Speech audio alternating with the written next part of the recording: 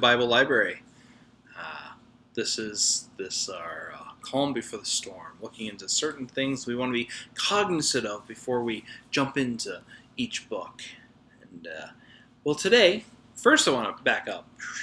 You're like, why are you sitting in a chair with a hat on? Well, I already said the thing about the shirt, that I'm color coding my sections of the Bible we're going through so you can see what section we're in based on the color of my shirt.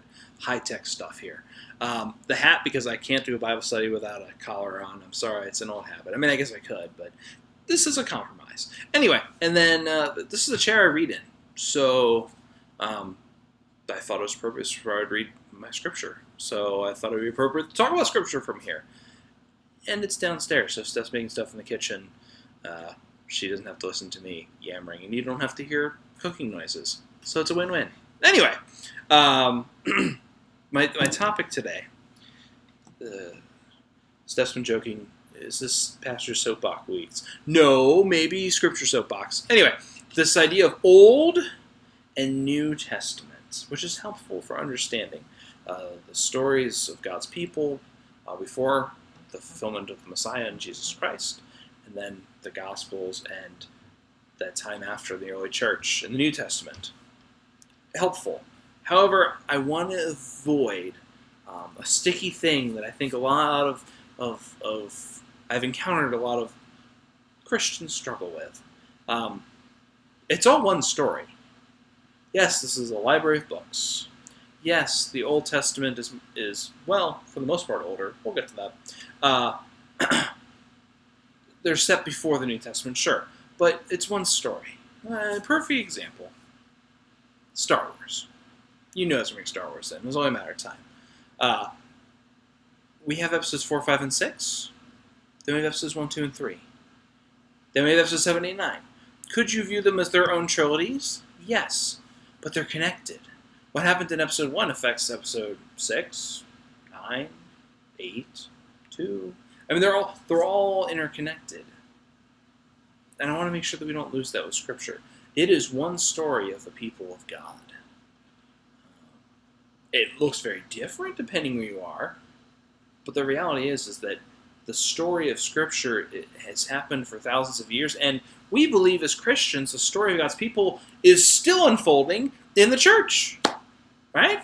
And so I don't want to avoid this temptation to say that, well, the Old Testament is this section, and it's completely different from the New Testament. No. That's the same God. And I'll do very well to try to connect the dots there for us, right? That the Old Testament God gets a bad rap. Oh, that Old Testament God's always cranky. Old Testament God is always mad at the people. Have you read the Old Testament? The people do a lot of stupid things. But also, have you read the New Testament? Jesus is a lot of times smacking his head with the disciples. I mean, like, come on, how do you not get this, right? Paul's always complaining, well, not always, but a lot of times complaining of people not doing what they're supposed to do. That's a constant theme for all Scripture. I mean, if anything, that's the story of the Bible. Humanity keeps making mistakes, but God keeps saving us. God keeps redeeming us and giving us new life. And then ultimately, obviously, on the cross of Jesus Christ. Furthermore, the good news that the God of love and hope and new life that we hear about in the Old Testament is present in the Old Testament the whole way. Maybe it's not passages that people lift up very often. Maybe it's not the passages that we talk about in Sunday school because they might not originally, with what happened in our previous passage, be child appropriate, but it's there.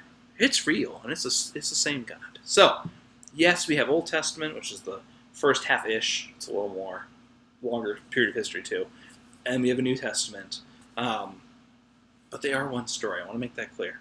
Just like all these different books are different perspectives, different moments where God's presence and good news, law and gospel are present, but there's also separate books and that they tell different perspectives. It's all one story. It's all one story.